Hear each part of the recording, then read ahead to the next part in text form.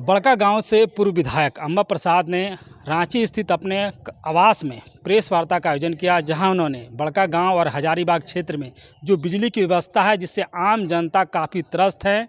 बड़का गांव में जो बिजली मिल रही है वह काफ़ी चिंताजनक है, जिससे आम लोग काफ़ी चिंतित हैं। उन्होंने केंद्र सरकार पर आरोप लगाया कि जिस तरीके से डीवीसी जो है बिजली नहीं दे रही है और उनके कार्यकाल में जो भी ग्रिड जो पास हुआ था वो अब तक जो है पूरा नहीं हो पाया। उन्होंने भाजपा के नेताओं पर आरोप लगाया कि बिजली की व्यवस्था सुधारने के बजाय वो लोग सिर्फ धरना प्रदर्शन करते हैं। और सबसे गंभीर मुद्दा है कि बिजली अगर नहीं रहेगी तो आम लोगों का जीवन यापन वर्तमान जीवन में चलना मुश्किल है। आगे उन्होंने ओबीसी को लेकर के बातें रखी और ख़ास करके जो राष्ट्रीय जनगणना होना है, जिसमें जाति जनगणना होना है, इन सभी मुद्दों को लेकर के पूर्व विधायक अम्बा प्रसाद ने क्या कुछ कहा, देखें आप। बड़का गांव में बिजली की समस्या बहुत अत्यधिक है और शुरू में भी थी, अभी तो हालत और भी बदतर हो गया है। हम ये सब जानते थे और लगातार ये समस्याओं को देख भी रहे थे अपने कार्यकाल में, और इस वजह से हम जानते थे कि आने वाले समय में बड़का गांव के लिए स्थिति और भी भयावह हो सकती है बिजली को लेके। तो हमने बहुत प्रयास करके डीवीसी, एनटीपीसी, जेबीवीएनएल, झारखंड संचरण व झारखंड वितरण बिजली निगम लिमिटेड सबके साथ एक समन्वय बना के और फिर जिला से, रेवेन्यू डिपार्टमेंट से, सब जगह परामर्श लिया, विधानसभा में मामला उठाई, उसके पीछे लगी रही और फिर जाके कैबिनेट से पास भी करवाई और माननीय मुख्यमंत्री जी के साथ कोऑर्डिनेट करके वहाँ पे शिलान्यास भी हुआ। अभी भी बिजली का स्थिति जो बद से बदतर है। अब इसका मतलब जनता भी इसका कारण है, क्योंकि अंधकार को उन्होंने ही चुना, ऐसे विधायक को चुना जो जिनको पता नहीं है कि कहाँ धरना करना चाहिए, कौन सा समस्या का समाधान कहाँ होगा, या हो सकता है पता है तो जनता को बेवकूफ़ बना रहे हैं ये लोग सब। डीवीसी का जो ये मामला है, आप सब जानते हैं कि वहाँ पे डीवीसी से बिजली काटी जाती है और डीवीसी लगातार इस तरह का, मतलब जहाँ पे भी हम कार्यालय जाते हैं तो उसका ही शिकायत सुनते हैं। तो ये जो डीवीसी है वो बीजेपी शासित केंद्र सरकार के द्वारा कंट्रोल होता है। बड़का गांव में तो मतलब भग भुग जैसा आता है जाता है। लोग को लगता है कि मतलब सबसे बड़ी समस्या अगर देखा जाए तो पूरे हजारीबाग लोकसभा का बात करें, रामगढ़ से लेकर हर जगह का, पतरातू से लेकर हमको लगता है छोटा नागपुर रीजन का, तो यही समस्या है जिसकी वजह से पतरातू में भी हम ग्रिड लेके आए, जो मतलब पूरी तरह से बन के उसका स्टेटस मुझे चेक करना पड़ेगा, चालू ही होने वाला है। और बड़का गांव का ग्रिड तो समझिए पैसा भी सैंक्शन हो गया, इतनी लड़ाई लड़ा हमने, लेकिन उस ग्रिड को एक कदम भी ये लोग आगे नहीं लेके चल रहे हैं। इनको मेरे ही रास्ते पे चलना होगा, मेरे ही रास्ते पे चल के ये बिजली ठीक कर पाएंगे, दूसरा कोई विकल्प इनके पास नहीं है और ना ही इनके पास कोई प्लान है वैसा। और जो अगर ये इस तरह से कर रहे हैं तो मैं समझती हूँ इनका नियत भी नहीं है।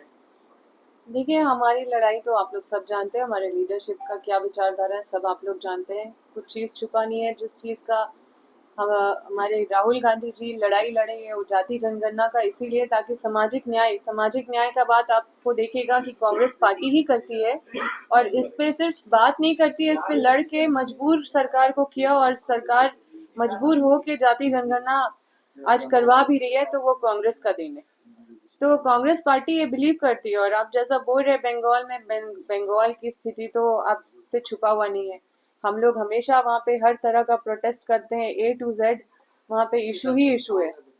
अभी जैसे हमने बताया कि फर्जी सर्टिफिकेट ओबीसी के बन रहे थे, मतलब कोई भी, आपको भी ओबीसी सर्टिफिकेट बनाना है तो बन जा रहा है, उनको भी बनाना बन जा रहा है। कोई ओबीसी के जो वर्ग में आते हैं वो लोग जाके हाई कोर्ट जब गए, तब जाके ये सब चीजें जब सामने आई तो हाई कोर्ट ने इसको रोक लगाया। तो अभी चीजें एज इट इज है। दुख का बात यह है कि ये भी समझना चाहिए था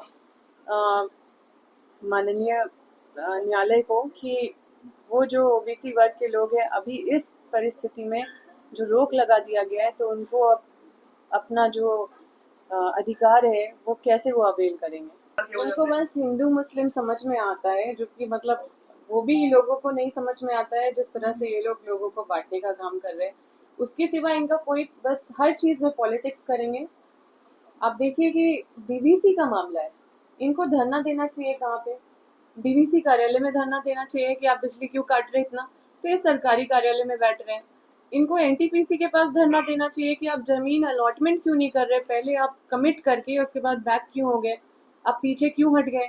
क्योंकि कोई भी टेंडर, ये आप लोग भी समझते हैं कि कोई भी टेंडर या कोई भी प्रोजेक्ट का सैंक्शन अगर हो जाता है, अगर शिलान्यास माननीय मुख्यमंत्री जी कर रहे हैं, उसके पीछे का सारा मतलब जितना भी फॉर्मेलिटीज है वो कंप्लीट होता है, तभी ये प्रोसेस आगे बढ़ता है, तभी कोई चीज़ सैंक्शन होता है। जब तक जमीन का अलॉटमेंट नहीं होता, जब तक पैसा नहीं सैंक्शन होता, तब तक ये कैबिनेट से पास नहीं होता। अगर ये कैबिनेट से पास हुआ है तो ये सारा प्रोसेस के बाद पास हुआ है। और अभी मेरे सारे प्रयास को करा हुआ अब देख रहे हैं कि 10 कदम और पीछे बढ़ रहा है, जबकि 10 कदम आगे चलना चाहिए। और इस पे गंभीरता से इस पे काम करना चाहिए, ना कि पॉलिटिक्स करना चाहिए। देखिए, हमने बोला ना कि जो हमने पहले ही सोचा था बड़कागांव के लिए, हजारीबाग के लिए, वो सोच के ही हमने इतना मेहनत करके वो ग्रिड को सैंक्शन कराया है। दुर्भाग्य है कि अ, हम लोगों के साथ एज अ विधायक नहीं खड़े हैं, लेकिन इसके सिवा दूसरा कोई विकल्प नहीं है। मेरे ही रास्ते पे चलना होगा सभी माननीयों को वहाँ पे, अगर बिजली की समस्या का समाधान करना है तो। जनगणना जो हो रहा है वो किसका डिमांड है, किसका डिमांड था और कौन क्रेडिट ले रहा है? ये कांग्रेस का डिमांड था, और क्रेडिट लेने के चक्कर में बीजेपी केंद्र सरकार है। अभी देखिए कि अचानक से डिजिटलाइजेशन का बात हो रहा है कि इसको डिजिटलाइज कर दिया जाएगा, ये वो सब कुछ डिजिटलाइज करना है। कोई इस तरह का लोकसभा या राज्यसभा में एक भी डिस्कशन नहीं हुआ इस इतने बड़े गंभीर मुद्दे को कि इसको कैसे आगे करना है, क्या फायदा होगा, किस तरह से इसका फॉर्म मतलब क्या क्राइटेरिया, किस सेटअप पे ये लोग चलने वाले हैं। मतलब समझिए कि ना मुख्यमंत्री से संपर्क किया जा रहा है किसी स्टेट का, ना कोई स्टेट से, ना स्टेट के पदाधिकारी से इसका कोई रूपरेखा बनाया जा रहा है। सब स्टेट अलग अलग है, हर स्टेट का अलग अपना चीज़ है।